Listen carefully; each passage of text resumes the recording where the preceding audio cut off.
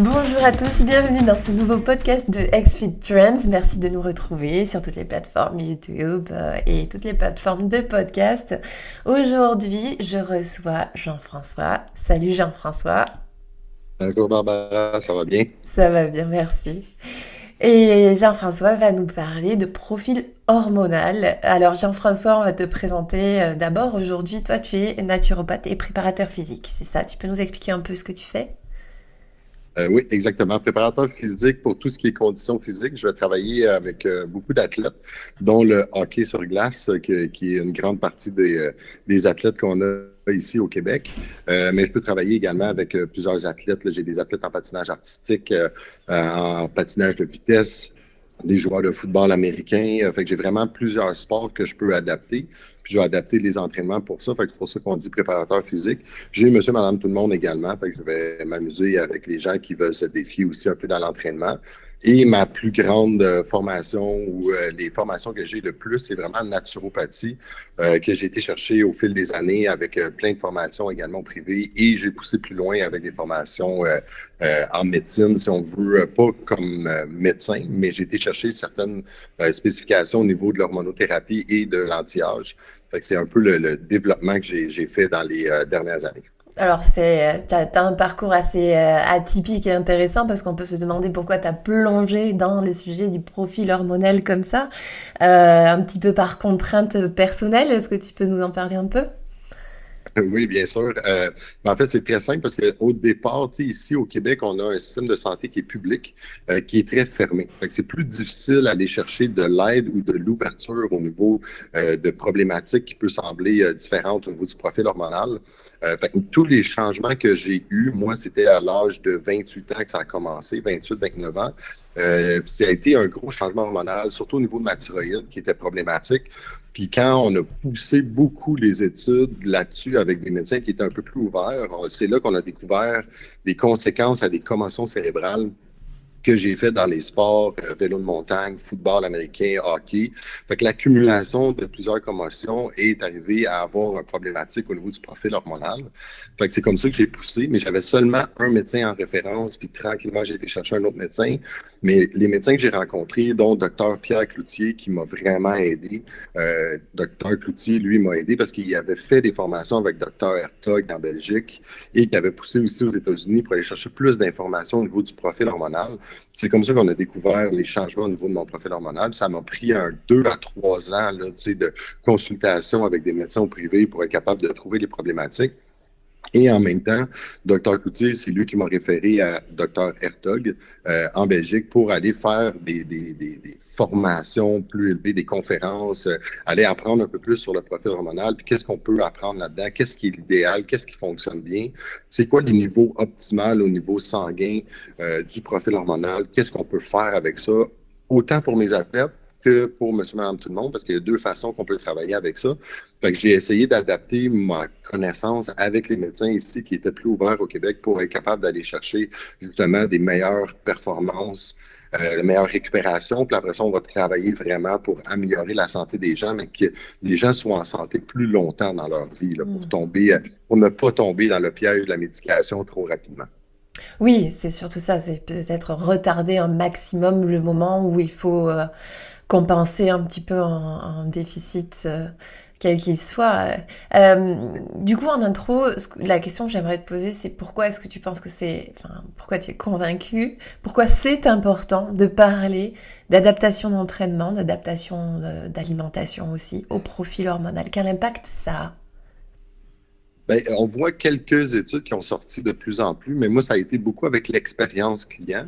Fait que quand j'arrivais avec des clients, mettons un dirigeant d'entreprise, un propriétaire d'entreprise, parce que le plus facile de nos jours, c'est ça, c'est que les gens sont ultra stressés, qui ont des problématiques au niveau du cortisol et du DHA. Fait que toute la récupération puis le système qui va te donner de l'énergie, ben des gens ont de la problématique avec ça. Fait que quelqu'un qui a un cortisol plus élevé, plus bas, quelqu'un qui va avoir tendance à produire plus d'adrénaline, noradrénaline, c'est pas le même type d'entraînement qu'on veut utiliser parce que on peut lui nuire au lieu de l'aider.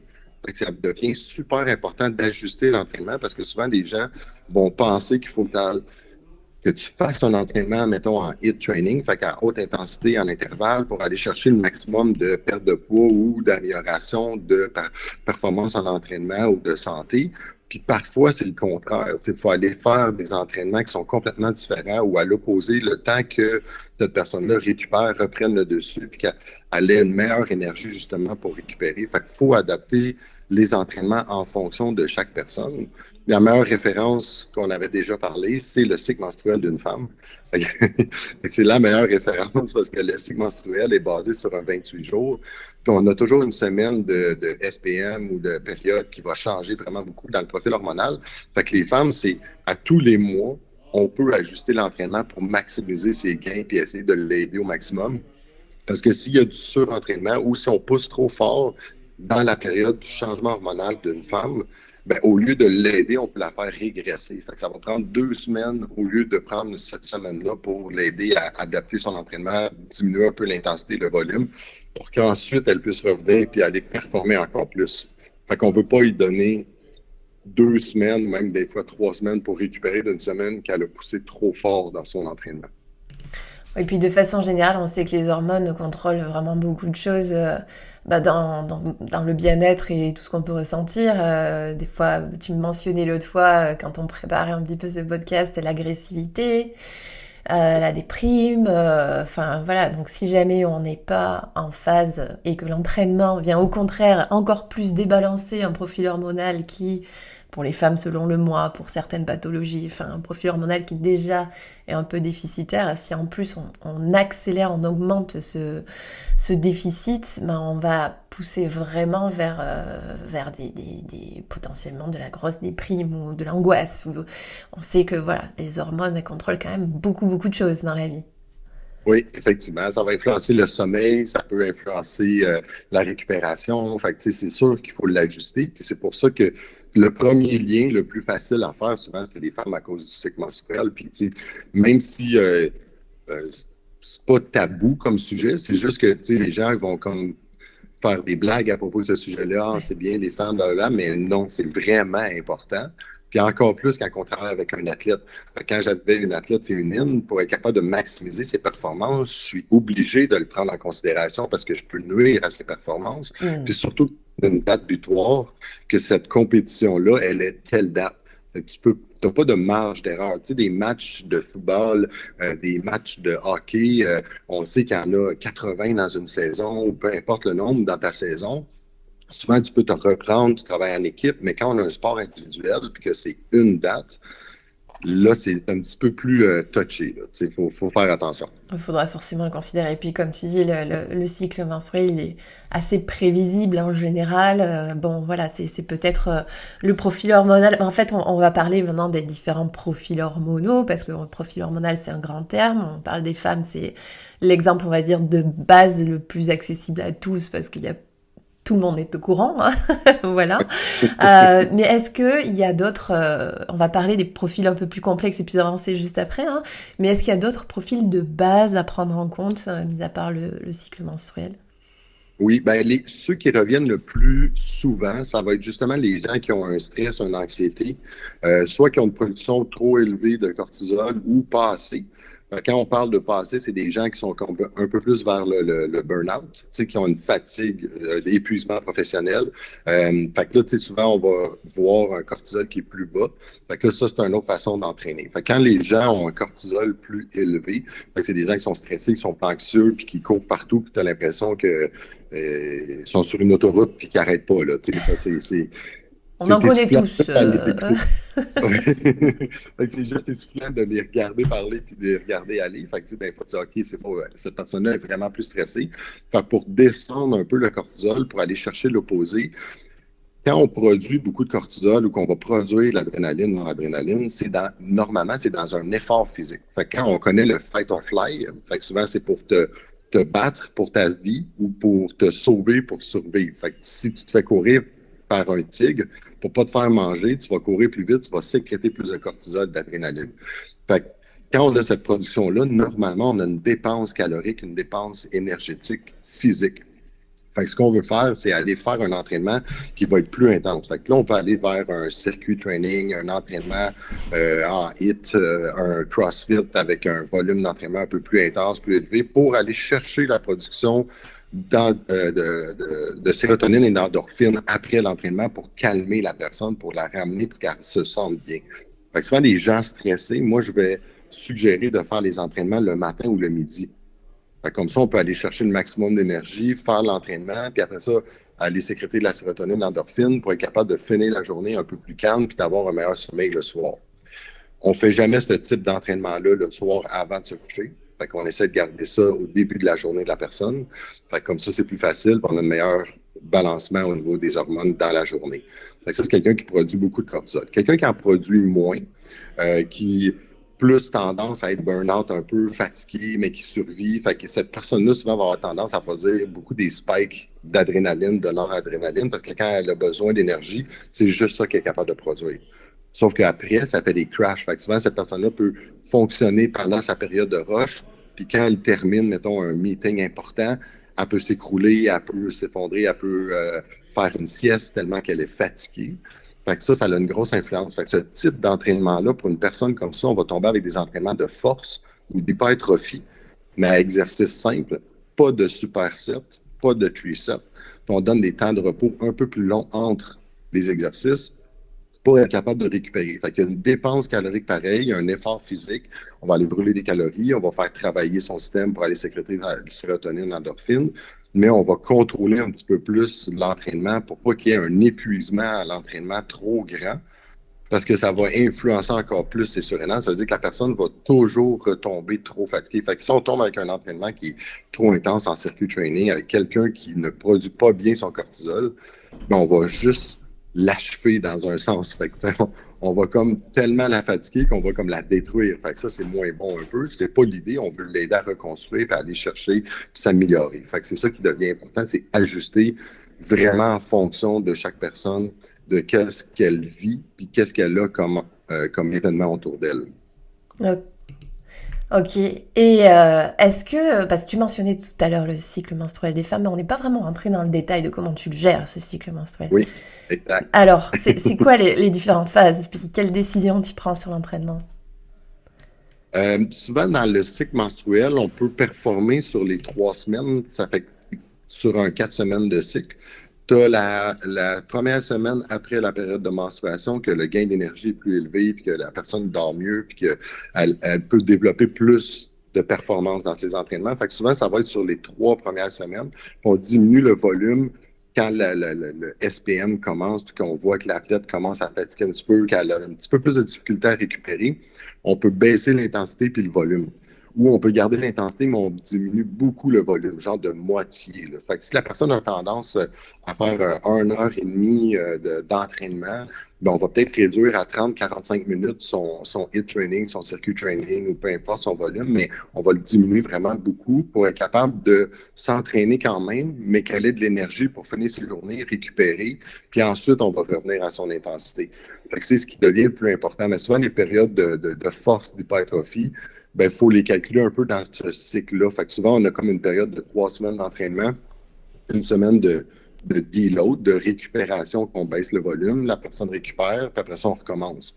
Fait que ça devient plus facile parce qu'on a moins d'impact après la semaine de façon, parce que souvent, cette semaine-là, ben, si on pousse trop fort puis que la personne est encore plus fatiguée, elle va avoir besoin d'1 semaine de plus pour récupérer. Fait que finalement, elle a besoin de 2 semaines pour récupérer. Fait qu'on retarde son entraînement sur 2 semaines. Fait que dans le cycle menstruel, on fait juste ajuster en fonction de la fatigue puis de la récupération de la personne. D'accord, je vois. Et je saute peut-être je reviens sur le cas de tout à l'heure où tu parlais de quelqu'un qui est vraiment en situation d'épuisement. Et tu nous parlais de la façon d'adapter l'entraînement, évidemment. J'ai une question qui arrive comme ça. Quelqu'un qui est dans cette situation-là aura peut-être plutôt tendance à arrêter de bouger. Quel impact ça peut avoir? Est-ce qu'il faut lui recommander de bouger régulièrement plutôt parce que ça a vraiment un impact positif sur sa fatigue ressentie, ou bien plutôt se reposer effectivement Ben, si elle est vraiment fatiguée, on peut planifier 1 semaine de repos, de récupération, mais j'essaie de ne pas donner plus qu'1 semaine, parce qu'après ça, ça devient encore plus difficile de recommencer à s'entraîner. La différence, c'est qu'on réadapte les entraînements encore plus légers. C'est drôle parce que j'ai exactement une cliente qui est revenue me voir parce que ça faisait une période de 2 ans que je ne l'avais pas vue. Elle a eu des gros changements au travail. Elle a monté de beaucoup d'échelons. Fait qu'elle a un gros poste de direction, beaucoup d'employés en dessous d'elle. Puis elle est revenue, elle a un gain de poids, mais moi, c'est pas ça qui est important, c'est juste de la faire bouger. Fait que quand on fait les entraînements, ben, on va chercher plus des mouvements avec une amplitude complète, en étirement, un peu de mouvements fonctionnels, mais toujours avec des longs repos de 3 à 4 minutes de repos entre chaque série pour être capable de donner le temps de récupérer, mais jamais avec des grosses charges. Même si elle peut prendre plus pesant, je contrôle les charges pour qu'elle termine un entraînement avec un sourire puis plus d'énergie au lieu de finir un entraînement fatigué parce que l'entraînement était difficile puis intense.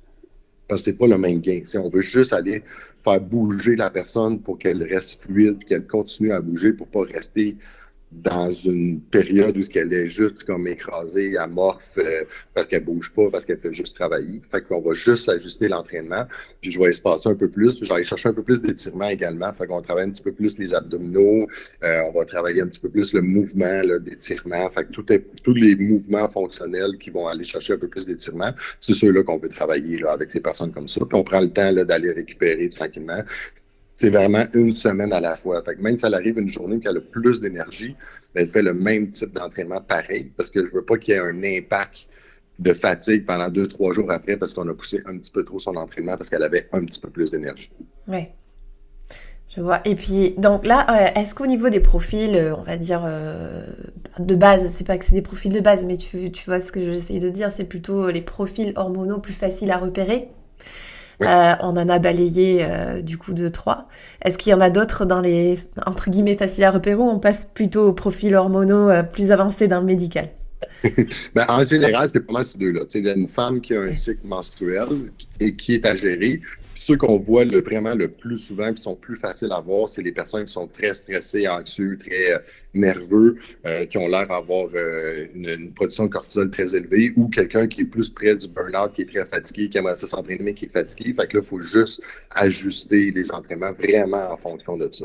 Et après, là, on va tomber, ça va être un peu plus spécifique. Puis parfois, là, ça va prendre un peu le profil hormonal, la prise de sang, pour être capable de vraiment s'ajuster au niveau de l'entraînement. Là. Tu sais, ça, quand on tombe plus spécifique, ça va être un petit peu plus touché. Ben allons-y.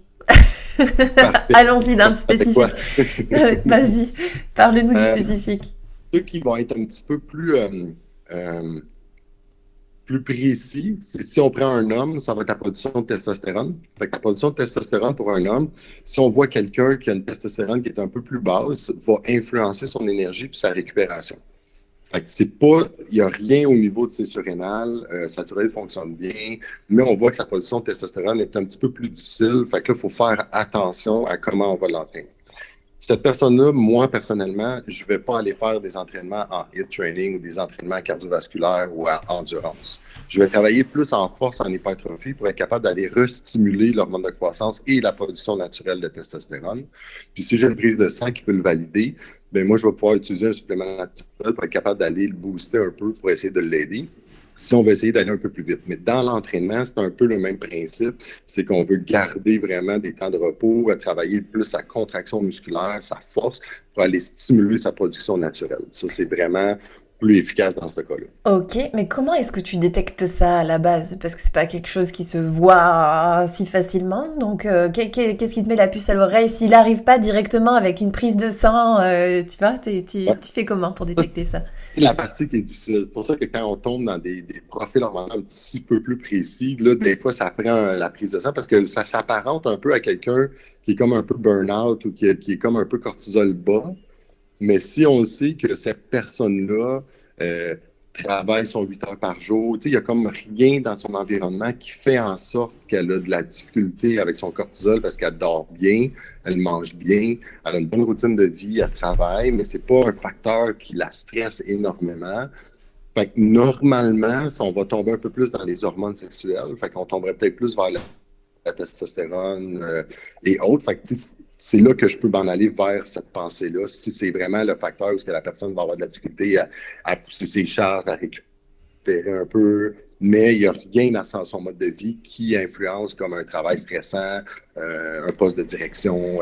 Et du coup, à ce moment-là, tu te dis, OK, il y a une petite incohérence entre son niveau d'énergie et son mode de vie et tout son contexte, donc tu lui demandes d'aller faire un bilan. C'est ça? Si c'est possible, oui. Là, on essaie de travailler avec le médecin. Ici, au Québec, c'est un médecin de famille. Fait que là, on essaie d'aller chercher l'information avec le médecin pour lui poser la question si on peut aller chercher un bilan sanguin. Généralement, ils sont quand même ouverts parce qu'on va chercher quelque chose de précis juste pour voir qu'est-ce qui se passe. Puis surtout quand on parle avec le médecin et qu'on lui explique que c'est dans ses entraînements, on essaie de l'entraîner, mais que on veut ajuster l'entraînement pour ne pas nuire à sa santé. Fait que là, souvent, le médecin va embarquer encore plus pour aller chercher des bilans sanguins. Fait que là, on peut aller voir aussi vitamines, minéraux, ce qui vient avec. Mais là, on est capable d'aller chercher vraiment la prise de sang, de la testostérone pour s'assurer si c'est ça, qu'est-ce qu'on fait avec ça après. Fait que c'est vraiment là que c'est un petit peu plus difficile parce qu'avec un questionnaire ou quand on regarde le mode de vie, il y a plein de liens ou de symptômes qui vont s'entrecroiser avec le cortisol, la thyroïde, les productions d'hormones sexuelles. Fait que ça devient un peu plus difficile à détecter. C'est plus par habitude ou par expérience que je vais savoir un petit peu où est-ce que je m'enligne. Là. Mais même encore, des fois, je vais arriver avec un bilan sanguin, finalement, c'est pas ça, c'est autre chose. Fait que ça peut arriver. C'est un petit peu plus difficile. Mais si on veut savoir le bilan sanguin, c'est vraiment une bonne méthode d'ajuster l'entraînement aussi. Ça fait un peu rêver ce que tu dis avec les médecins, je sais pas pour les Français qui nous écoutent, tu sais, c'est sûr que entre les kinésiologues et la médecine au Québec, je pense que vous êtes beaucoup plus avancés dans la collaboration, voilà, avec le corps médical et c'est vraiment quelque chose, enfin c'est un peu un idéal vers lequel peut-être on tend un peu en Europe, mais c'est à petits pas. Voilà, là, ce que j'entends de ce que tu dis, c'est que vraiment tu peux solliciter le médecin de famille et collaborer avec lui en bonne intelligence autour du patient pour son bien-être. Et vraiment, ça fait Ouais. rêver, quoi. Enfin, c'est une parenthèse, mais bref. Mais ça ne fonctionne pas à tous les coups, par contre. Hein. Ouais, j'imagine. Ça fonctionne. C'est plus difficile, mais j'essaie toujours même de donner à mon client, que je donne toujours l'information à mon client le plus possible. Puis je mentionne à mon client de dire au médecin que s'il veut, il peut m'appeler pour me poser des questions pour qu'on puisse se parler. Tu sais. Fait que des fois, là, on va travailler, puis là, on va finir par avoir un médecin. Ah, il est un petit peu plus ouvert. OK, lui, il est curieux. Fait que, tu sais, des fois, ça fonctionne. Des médecins qui veulent pas, puis c'est correct aussi. Tu sais, je veux pas imposer rien à aucun médecin. C'est juste d'essayer de trouver puis s'assurer qu'on fait la bonne chose pour la santé du client. Fait que c'est plus dans cette optique-là. Fait que, tu sais, des fois, ça prend plusieurs reprises pour trouver le médecin qui va être ouvert. Là, mais des fois, il faut juste Ouais, essayer ou essayer de il y a l'ouverture à la base, puis la confiance ensuite, mais comme toi, tu as développé cette expertise, ceux qui vont apprendre à te connaître, je suppose, vont être de plus en plus ouverts justement à te parler. Mais bref, tout ça pour dire que ça fait rêver. Voilà, c'était ma parenthèse. C'est vraiment chouette. Mais en Belgique, avec Dr. Hertog, il fonctionne très, très bien avec les bilans sanguins, avec les entraîneurs et tout ça. Hmm, Je sais qu'en France, c'est un petit peu plus difficile. Il y a ouais, Dr. Stéphane Résimon, qui, si je me rappelle bien, un médecin ORL de formation. d'accord. Puis lui, il a été chercher beaucoup de formations. Il travaille en collaboration avec Dr. Hertog, ultra compétent aussi. On le retrouve sur des chaînes YouTube. Il explique aussi le profil hormonal. C'est vraiment, vraiment bon. C'est un médecin français aussi, le Dr. Stéphane Résimon, qui est vraiment intéressant aussi. Ah bah super, on essaiera de mettre le nom de tous ces praticiens dans les descriptions pour tous ceux qui veulent aller plus loin puis commencer à s'intégrer dans ce réseau de personnes ouvertes autour du profil Ouais, hormonal. Oui, ça doit être passionnant quand on y plonge. Tu nous as parlé à plusieurs reprises de questionnaires de départ. ouais. Donc en fait, ce que j'entends entre les lignes, c'est que du coup, tu as un questionnaire à la base quand tu prends en charge quelqu'un pour justement avoir ton image de son profil hormonal. Il ressemble à quoi ce questionnaire? On va peut-être manquer un peu de temps parce que ça me Non, prend à mais je peu te près demande pas de nous le 35 présenter en général, juste les grandes sections, puis combien de temps il prend, enfin. Ouais.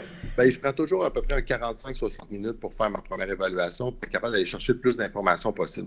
L'idée dans le questionnaire, c'est que je veux tout savoir pour savoir, tout savoir sur ta vie et ton mode de vie, pour voir qu'est-ce que je peux faire pour t'aider, pour adapter au mieux autant ton entraînement ou si tu prends un plan alimentaire ou ce que tu as besoin comme suivi. Mais il faut que j'aie le maximum d'informations. Des fois, c'est un peu niaiseux comme question, mais tu sais, juste quelqu'un qui dort bien, mais qui se réveille toujours à 3 heures du matin et qui finit par se rendormir. Mais tu dis, OK, elle dort bien, mais elle se réveille toujours à 3 heures. Pourquoi? Fait que là, on peut creuser un petit peu plus loin ou peut-être suggérer la mélatonine pour aider à améliorer son sommeil si c'était juste ça. Mais des fois, c'est peut être des petites choses. Là. Tu sais, mettons, quelqu'un qui a des enfants. OK, ils ont quel âge des enfants? Parce que des enfants de 6 ans puis de 8 ans, c'est pas la même chose que des adolescents de 12, 13, 14, 15, 16. Fait que l'implication du parent, la charge du parent va influencer un peu son énergie, son temps qu'elle a pour s'entraîner, puis tout ça. Fait que je fais vraiment le tour de toutes les habitudes de vie aussi. À quelle heure que tu te lèves, qu'est-ce que tu manges pour déjeuner, qu'est-ce que tu manges dans ta journée, qu'est-ce que tu bois, combien de café, qu'est-ce que tu mets dans ton café, est-ce que tu vas aux toilettes également, tu y vas combien de fois, est-ce que tu vas uriner souvent, est-ce que tu vas à la selle souvent, est-ce que tu as un problème de constipation, peu importe. Fait que là, on sait un peu comment que la personne est. Fait que, si elle a un bon mode de vie, elle mange bien, puis on élimine des choses qui pourraient influencer au niveau de son entraînement ou dans sa santé à elle. Puis des fois, on peut trouver, ah, OK, ben si tu as de la difficulté avec ta digestion, y a-tu d'autres choses? Est-ce que tu as déjà consulté ton médecin? Est-ce que tu pourrais pousser plus loin? Voir peut-être un gastro-entérologue? Il y a peut-être quelque chose qui est plus loin encore, puis qu'elle n'a jamais pensé à aller chercher.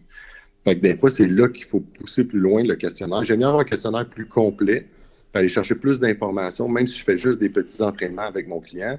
Je dois avoir l'information pour m'assurer que je peux l'aider aussi puis l'accompagner si jamais il y a quoi que ce soit. Fait que c'est ça l'idée, tu sais, dans un questionnaire, de passer au travers vraiment d'une journée complète de ton client, du lever au coucher, dans ses habitudes, avec le sommeil, puis ensuite, qu'est-ce qu'elle fait dans la semaine. Je vais même poser la question à savoir, qu'est-ce que tu fais la fin de semaine? Qu'est-ce que tu manges comme repas de triche? Est-ce que tu bois de l'alcool? Quelle sorte d'alcool? Combien d'alcool? Combien de fois par semaine? Combien de fois par mois? Puis comme ça, on va chercher de l'information pour voir est-ce que la personne, finalement, elle se rend compte elle-même qu'en 10 ans, elle boit 4 soirs semaine. Fait que là, elle fait, oh, OK, là, elle est en train de réaliser qu'elle boit un peu trop souvent. Fait que, des fois, c'est juste de poser une question, puis ils réalisent eux-mêmes, des fois, certaines Ouais. choses. Et donc ça, c'est le questionnaire que ton coaché, ton sportif remplit avec toi. Dans un bilan sanguin, qu'est-ce que tu vas aller chercher comme information? On va pas rentrer non plus dans les détails, mais peut-être les grandes catégories d'informations que tu vas regarder. Ben, j'ai été chercher, en fait, ce qu'on peut tester ici au Québec, qui est une chose, parce qu'aux États-Unis, on peut tester encore plus de choses. Ok. Euh, j'ai été basé sur le profil qui a été suggéré par Dr. Hertog en Belgique, fait que Dr. Thierry Hertog, qui est vraiment une formule sanguine complète. Mais là, on va aller chercher toutes les enzymes hépatiques, tous les électrolytes, le plus de vitamines minéraux aussi. Fait qu'on va aller chercher la vitamine B12, la vitamine D, le zinc, le cuivre, le magnésium, le sélénium. On veut vraiment aller chercher le maximum d'informations. Puis on va aller chercher après ça la thyroïde, mais le plus possible la TSH, la T4 et la T3 pour être capable d'aller chercher une thyroïde complète. Puis on va faire la même chose avec les surrénals, avec le cortisol, le DHEA. Puis on va aller chercher le testostérone, les 3 testostérones, avec biodisponible, total et libre. Puis après ça, estrogène, progestérone. Puis on peut pousser plus loin, aller chercher l'hormone de croissance, l'IGF-1, qui est la somatonédine C. Donc là, on peut pousser beaucoup. Alors, on voit que Vraiment quand même la tester zone. selon Hein? on peut même pousser plus loin encore pour aller chercher des tests de métaux lourds. Parce que certains clients, selon leur environnement, où est-ce qu'ils sont ou qu'est-ce qu'ils font comme travail, je vais tester le mercure et le plomb. D'accord. Ouais, tu vas quand même très très loin dans ce que tu regardes. C'est pas vite comme ça en t'écoutant. Je me dis, c'est tout le monde n'a pas cette capacité à interpréter un bilan sanguin. D'habitude, c'est peut-être plus des choses, en tout cas en Europe, que les médecins vont se réserver, tu vois. Est-ce que Ben, pardon? ben, pour continuer ce que tu disais par rapport aux médecins, généralement, c'est les médecins qui vont faire l'interprétation. Tu sais, moi, ce que je veux voir beaucoup, c'est ce que je peux travailler, mais l'information, mettons, de la testostérone, c'est pas, tu sais, le médecin va regarder ça, puis s'il y a vraiment une carence, c'est lui qui va prescrire s'il veut prescrire de la testostérone. Moi, ce qui est important, c'est dans son niveau de testostérone, qu'est-ce que je peux adapter dans son entraînement. C'est là la différence après Tout quand à le fait. médecin, il ne faut pas qu'il pense que toi, tu veux voir son résultat de testostérone pour donner la testostérone. Ce que tu veux, c'est être capable d'ajuster l'entraînement en fonction de son profil hormonal pour être capable d'être. Mais ça prend du temps, là, à force d'en faire, puis de travailler avec les clients, puis de voir des résultats, on peut améliorer le tout.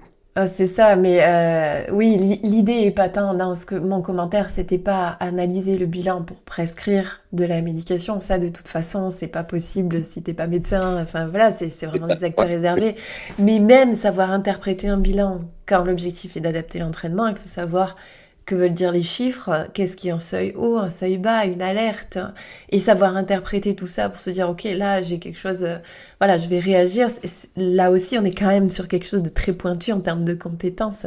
Qu'est-ce que tu recommanderais à ceux qui nous écoutent, qui se disent, ça a l'air super intéressant le profil hormonal, j'aimerais bien regarder ça de plus près. On leur propose de regarder quoi, de poursuivre vers où les recherches sur Internet?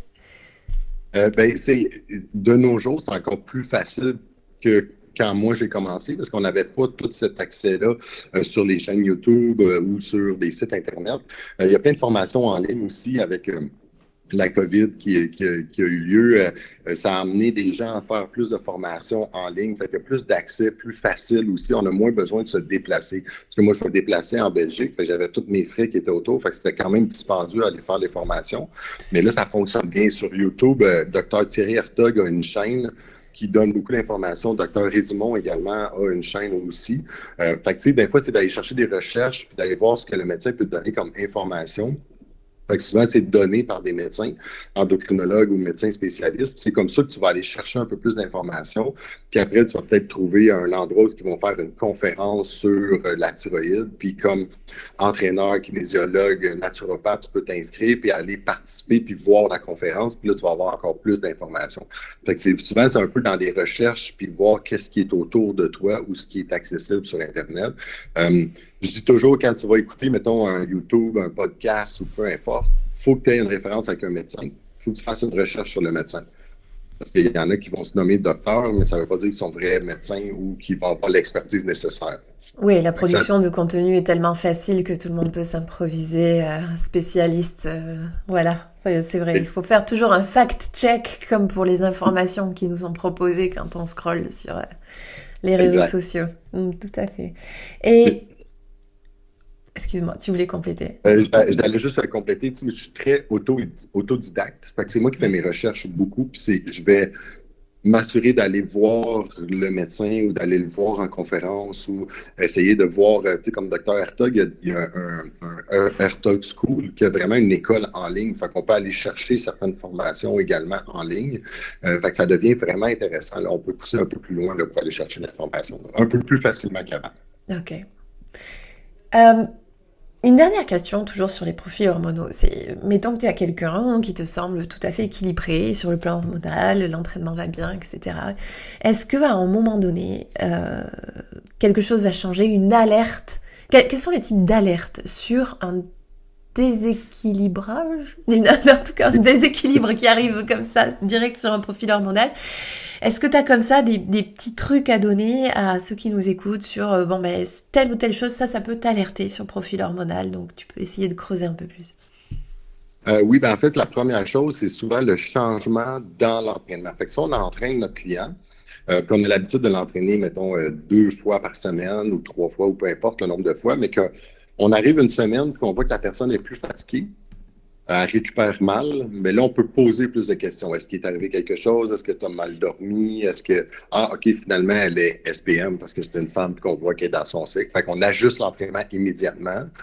Si c'est une personne que, ah, OK, ben là, au travail, j'ai une plus grosse charge mentale, j'ai ci, j'ai ça, mais là, s'il y a quelque chose qui change dans son environnement, c'est là qu'on peut s'adapter. Mais normalement, on va le voir assez rapidement dans l'entraînement. Soit que les charges diminuent, ou soit que sa capacité de récupération est beaucoup moindre. Fait que là, on va ajuster l'entraînement en fonction de ça, mais il faut être vraiment alerte. Fait qu'il y a une différence entre pousser un client pour qu'il s'améliore dans ses entraînements parce qu'elle a besoin d'être poussée et quelqu'un qui a de la difficulté à faire ses entraînements par une cause extérieure qui vient influencer vraiment ses entraînements. Fait qu'il faut faire attention, des fois, il ne faut pas trop pousser son client parce qu'il faut s'ajuster aussi en fonction de ce qui se passe autour du client. Hmm. Et tu me parlais quand on préparait aussi d'hypothyroïdie cachée. Oui. Qu'est-ce que c'est ça? Ben, ça risque, je ne sais pas comment ça fonctionne en France, mais ici au Québec, ils vont avoir tendance à tester seulement la TSH. Il y a 3 choses principales à tester au niveau de la thyroïde, qui est la TSH, la T4 et la T3. Ce qu'on a remarqué dans les dernières années, puis en écoutant et en regardant aussi Dr. Hertog, Dr. Résimon, euh, souvent la TSH va être belle ou dans les normes. Fait que souvent, ils vont tester juste ça, mais tu as l'influence de la T4 et de la T3. Puis il faut que les trois fonctionnent dans ces paramètres optimales pour qu'elles fonctionnent bien. Puis D'accord. ce qu'on voit, c'est la T3 qui change beaucoup. Fait que la T3, c'est ça qui donne ton énergie, puis c'est ça qui drive ton métabolisme, qui va t'aider aussi pour ta digestion, pour ta récupération, puis tout ce qui est métabolique pour t'aider à brûler du gras. Fait que des fois, les gens vont faire des prises de sang, mais si on testait juste la TSH, ça semble beau, mais elle a comme des symptômes d'une hypothyroïdie. Bien, souvent, c'est parce qu'ils n'ont pas testé la T4 et la T3. Puis si la T4 et la T3 a changé ou la T3 est très basse, mais c'est ça qui fait en sorte que la personne a comme une hypothyroïdie cachée parce que sa glande thyroïde ne fonctionne pas optimalement. Mais ce test-là n'est pas complet ici au Québec. Souvent aux États-Unis, en Belgique, ils vont faire vraiment le test complet de la thyroïde. En France, je ne sais pas exactement comment ça fonctionne, mais si on a tendance un peu à faire la même chose, souvent on n'a pas l'information. Fait que, même si tu essaies d'avoir l'information sur une thyroïde, Tu ne vois pas. ça devient difficile. Tu sais, si maintenant tu as réussi à faire des prises de sang avec ton client, puis on a testé le cortisol, les hormones sexuelles et tout, puis là, tout semble quand même bon, puis que la personne elle est encore fatiguée, qu'elle a toujours froid, qu'elle perd ses cheveux. Fait que là, on tombe un peu avec des symptômes d'hypothyroïdie. Fait que c'est là qu'il faudrait être capable de trouver un médecin qui est capable de prescrire un test complet de la thyroïde pour voir vraiment qu'est-ce qui se passe. C'est un D'accord. petit peu plus difficile, mais ça Oui, peut arriver. ouais, on est sur quelque chose qui est assez fin et discret. Ok. Euh, et du coup, on parlait, donc tu fais le bilan de départ, etc. Puis la façon dont tu te gardes à jour sur le profil hormonal du coup de tes clients, de tes coachés, c'est que vraiment tu es dans l'observation et tu essayes de réagir dès que tu sens qu'il y a quelque chose qui évolue pas dans le sens où ça devrait. C'est ça? Exact. Exact. Si on a une progression d'un client qui s'entraîne, ses charges ont monté, l'entraînement va bien, on pousse l'entraînement, la personne récupère quand même bien, tu sais, ça va. Mais si on fait l'entraînement, puis on voit que la personne commence à régresser dans son entraînement, mais c'est là qu'il faut poser des questions pour savoir qu'est-ce qui se passe, puis qu'est-ce que je fais avec l'entraînement. C'était-tu juste une mauvaise journée parce que la personne a mal dormi une nuit, puis c'était juste un entraînement qui ne fonctionnait pas bien, ou ça commence à être à répétition, puis qu'on voit que la personne commence à être beaucoup trop fatiguée, qu'elle se pousse, mais elle se pousse trop fort, puis elle récupère pas bien. Là, on n'est pas en train d'aider notre client, on est en train d'y nuire parce qu'on essaie Hmm. d'entraînement, mais ils sont vraiment pas optimales. Fait que c'est là qu'il faut faire attention. Ok, super.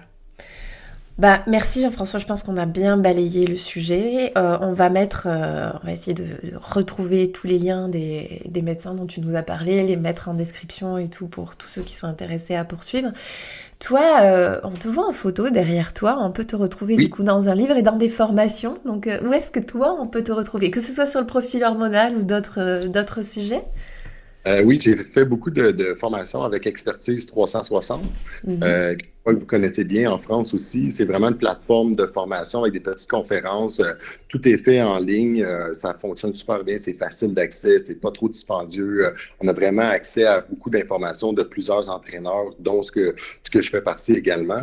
Et j'ai écrit un livre, en fait, qui est vraiment un guide pratique pour pouvoir aider monsieur, madame, tout le monde, aider tous les gens qui veulent améliorer leur santé. Fait que le titre du livre est Santé pour la vie, parce que je donne des trucs sur comment gérer son énergie, sa récupération, son sommeil, sa digestion. Je vais expliquer aussi comment travailler avec les modes alimentaires, dont la diète paléolithique, la diète cétogène, les jeûnes intermittents, la diète végane.